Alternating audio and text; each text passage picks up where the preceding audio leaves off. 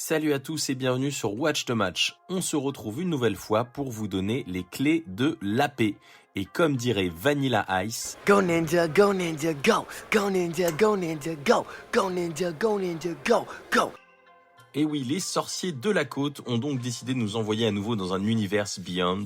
Cette fois-ci, nous partons pour une époque bénie, les années 90, avec un univers que j'affectionne tout particulièrement, Teenage Mutant Ninja Turtles, les tortues ninja. La première chose que l'on peut remarquer sur cette extension est sa taille, seulement 190 cartes, soit un peu comme Spider-Man. Donc ce n'est pas vraiment une extension qui a été conçue pour le limiter, mais plus pour le commandeur. Avec seulement 28 cartes par couleur et 33 cartes multicolores, il n'y avait de place que pour 5 archétypes. Ce seront donc les 5 combinaisons des deux couleurs opposées. Commençons par les nouvelles mécaniques. Tout d'abord, infiltration. On va faire court, c'est du ninjutsu de Kamigawa. En même temps, c'est un peu normal, on parle de tortues ninja, c'est dans le nom, donc il fallait faire un truc un peu similaire. La vraie différence, c'est que c'est un sort et non une capacité, donc c'est contrable. Et aussi, on en trouve aussi sur des sorts non créatures. Pour payer le coût alternatif de ces cartes, il vous faudra donc remonter en main une créature attaquante non bloquée. Et si c'est une créature que vous jouez avec infiltration, elle arrive engagée et attaquante. Cette mécanique implique deux éléments importants dans les parties. Il vous faudra bloquer le plus souvent possible. Et pour éviter que votre adversaire ne vous bloque, bien évidemment, jouez un maximum d'évasion, comme les créatures avec le vol. On trouve des cartes infiltration dans toutes les couleurs, mais en commune et unco, elles sont essentiellement en blanc et en noir. Deuxième mécanique, mutagène. Tout en étant fidèle au lore des comics et des dessins animés, Wizard reste ici sur un concept assez classique, les marqueurs +1/+1. En effet, mutagène crée un jeton artefact que vous pouvez sacrifier pour 1 mana en rituel, pour mettre un marqueur +1/+1 sur une créature. Vous ne trouverez que 12 cartes avec cette capacité, et seulement en bleu et en vert. C'est simplement une nouvelle façon de mettre un marqueur +1/+1. L'avantage ici, c'est qu'on peut attendre d'avoir la bonne créature pour lui mettre son marqueur +1/+1. Autre fait important, il y a deux archétypes, un basé sur les artefacts, bleu-rouge, et l'autre basé sur le sacrifice, vert-noir, qui pourront profiter de cette mécanique de token mutagène. Troisième mécanique, volatilisation. On reste écolo dans les égouts, car on recycle un petit peu tout, et ici, on recycle la mécanique révolte. Les cartes avec volatilisation déclenchent leur effet si un permanent a quitté votre champ de bataille ce tour-ci. Essentiellement en vert et en noir, il n'y a que 9 cartes avec cette capacité, mais elle se marie bien avec toutes les cartes qui sacrifient des créatures ou des artefacts pour leur effet bonus. Quatrième mécanique, alliance. Trouvable seulement sur une dizaine de cartes blanches et rouges, cette capacité, qui est également recyclée de Nouvelle Capenna, se déclenche à chaque fois qu'une créature arrive sous votre contrôle. Rien de spécial à dire si ce n'est que c'est toujours fort dans les decks limités vu que vous allez jouer au moins 15 créatures et particulièrement fort dans les decks agressifs. Dernier point à aborder, les créatures légendaires. En effet, 73 créatures légendaires sur 117 dans l'extension. Ce n'est pas une nouvelle mécanique, mais vu que plus de 60% des créatures sont légendaires, et on monte même à 75% pour les unco, ce n'est pas bête de se rappeler qu'on ne peut pas avoir deux fois la même carte de créature sur le champ de bataille en même temps lorsqu'elle est légendaire. Quand je vous disais que ce set est fait pour le commandeur et pas pour le limité, vous en avez la preuve avec ces statistiques.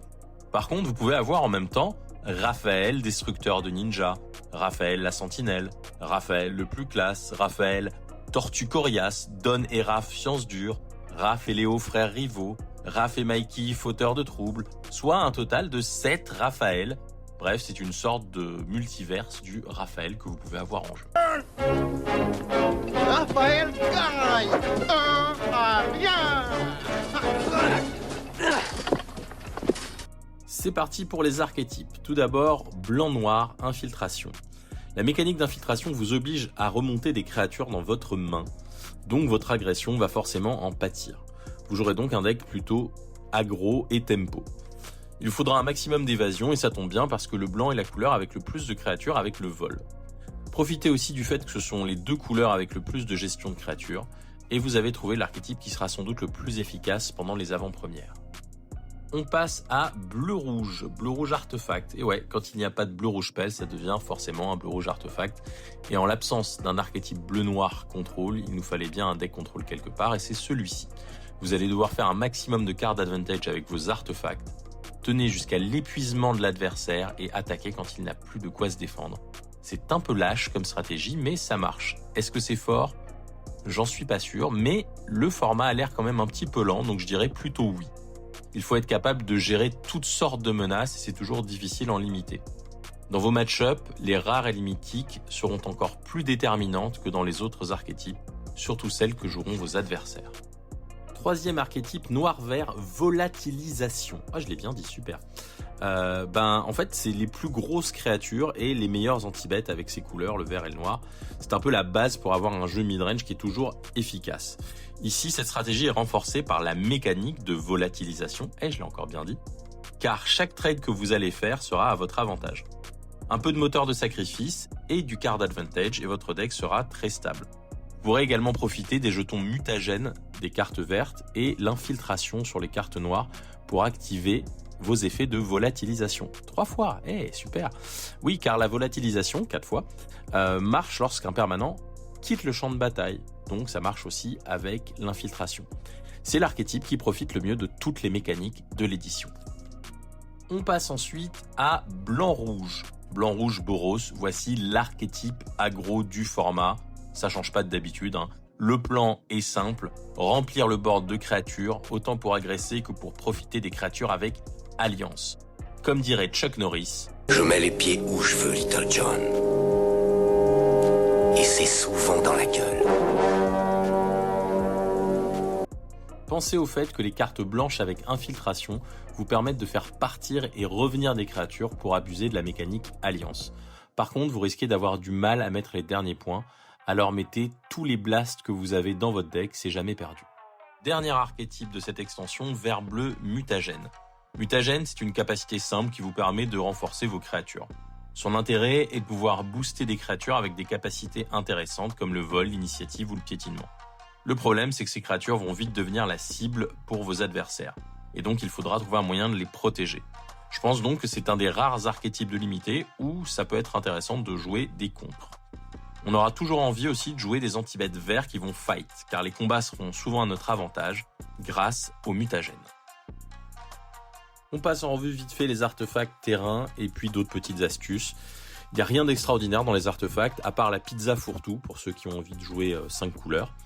Il faut savoir également qu'il n'y a que des bilans de couleurs opposées, donc c'est quasiment impossible de fixer en couleurs alliées. Comme souvent maintenant, il y a beaucoup de cartes qui rentrent dans plusieurs archétypes. Cavalerie ninja mécanisée se joue par exemple dans artefacts et jetons. Enfin, dans chaque couleur, il y a une grosse créature qui a recyclage de terrain de base pour 2 mana. Elles ont toutes de bonnes stats pour des créatures communes de haute curve, donc je vous conseille de les jouer. En conclusion, même si je suis très fan de l'univers Tortue Ninja, je dirais que cette extension Tortue Ninja est un peu comme l'extension Spider-Man. Peu de cartes, seulement 5 archétypes, trop de créatures légendaires et des mécaniques simples, et qui sont toutes basées sur les créatures. Il n'y a pas vraiment de cohérence avec l'univers de Magic. Et si je ne me trompe pas, le vert risque d'être au-dessus en termes de puissance, et les retournements de partie seront très rares. Quand vous aurez pris l'avantage, vous devriez le garder. Les parties se joueront surtout sur des sorties régulières, les rares et les mythiques que vous allez slammer sur la table. Voilà, vous avez désormais les clés pour faire vos AP et comprendre un petit peu mieux le limité Tortue Ninja. Comme d'habitude, je remercie chaleureusement Troll de Jeu pour leur soutien et bien évidemment Youm qui m'aide à réaliser ces vidéos. Une petite dédicace en plus sur cette vidéo, un big up à mon pote Ange qui est certainement le plus gros fan de Tortue Ninja que je connaisse. Allez regarder son compte Instagram et regardez ce qu'il fait, c'est un artiste de fou, allez lui apporter votre soutien. Et je vous dis sur ce, à bientôt sur Watch the Match.